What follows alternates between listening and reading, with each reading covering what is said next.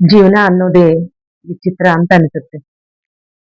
ಒಬ್ಬ ಮನುಷ್ಯ ಇದ್ದೂರಲ್ಲೇ ಉದ್ಧಾರ ಆಗೋದು ತುಂಬಾ ಕಷ್ಟ. ಊರು ಬಿಟ್ಟಾಗ್ಲೇ ಉದ್ಧಾರ ಆಗೋದು ಕೆಲವ್ರ ಜೀವನದಲ್ಲಿ ನಿಜ ಅನ್ಸುತ್ತೆ. ಅದೇ ರೀತಿ ನನ್ನ ಅಪ್ಪನ ಜೀವನನೂ ಕೂಡ ನಡೀತು ಅಂದ್ರೆ ತಪ್ಪೇನಿಲ್ಲ. ಮುಂದೆ ದುಡಿತಾ ದುಡಿತಾ ಬಿದಿರಿಗೆ ಬರ್ತಕ್ಕಂತ ಯೋಚನೆಯನ್ನ ಮಾಡ್ತಾರ.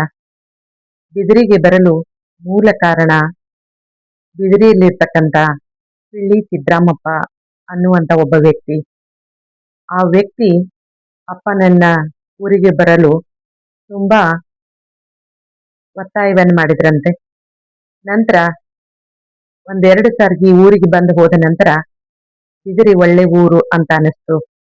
ಅಪ್ಪ ಕೂಡ ಬಿದಿರಿಗೆ ಬರ್ಲಿಕ್ಕೆ ನಿರ್ಧಾರ ಮಾಡಿದ್ರಂತೆ.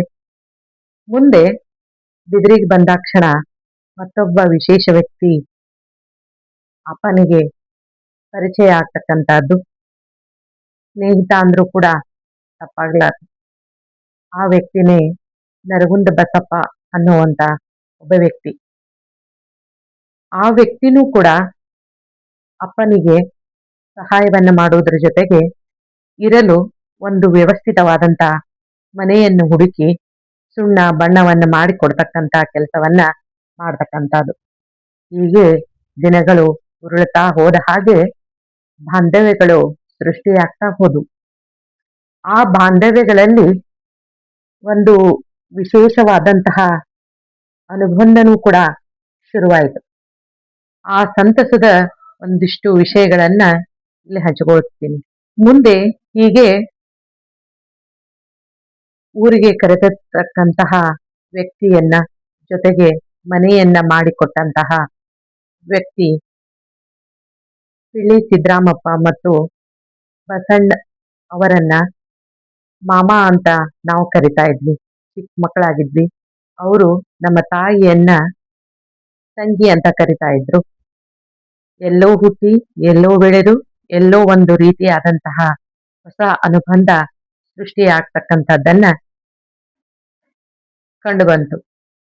ಮುಂದೆ ಹೀಗೆ ಹೋಗ್ತಾ ಹೋಗ್ತಾ ಊರಿನ ತುಂಬಾ ಅಪ್ಪ ತುಂಬಾ ಪ್ರೀತಿಯಿಂದ ನಡ್ಕೊತಾ ಇದ್ರು.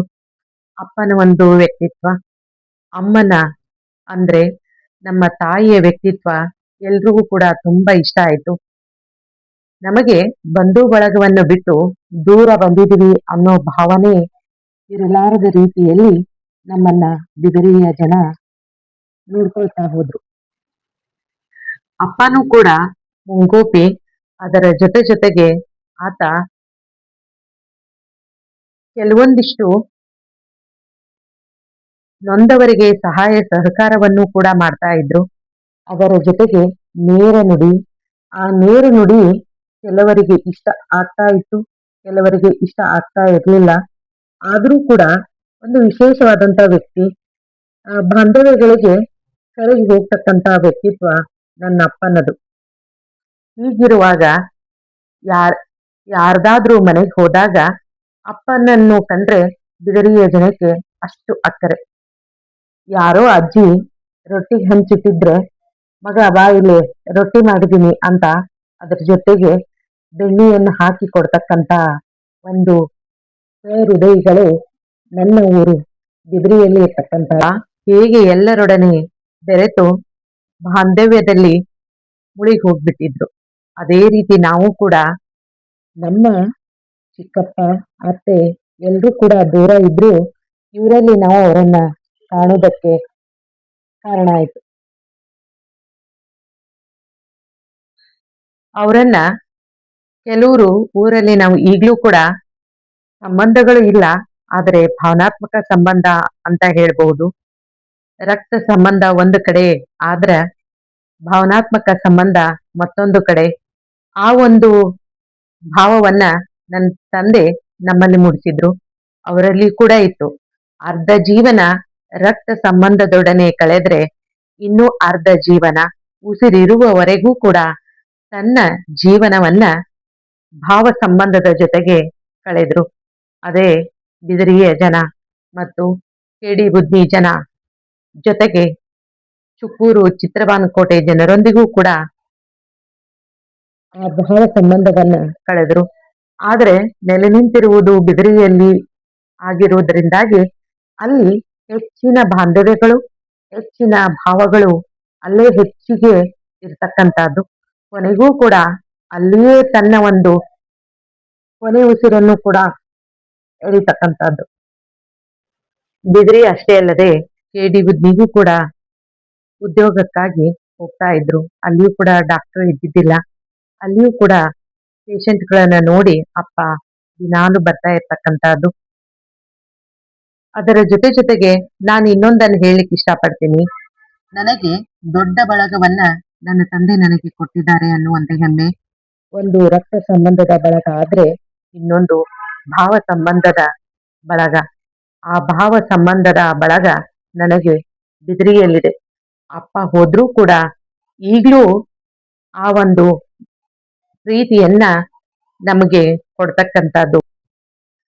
ಯಾವಾಗ್ಲಾದ್ರೂ ನಾನು ಬಿದಿರಿಗೆ ಹೋದಾಗ ಅಗಸಿ ಕಟ್ಟಿ ಮೇಲೆ ಕೂತಿರ್ತಕ್ಕಂಥ ನನ್ನ ಅಣ್ಣ ತಮ್ಮಂದಿರನ್ನ ಕಂಡಾಗ ಏನೋ ಒಂದು ರೀತಿಯಾದಂತಹ ಖುಷಿ ಬರುವುದರ ಜೊತೆಗೆ ಏನೋ ಒಂದು ಧೈರ್ಯವೂ ಕೂಡ ಇದೆ.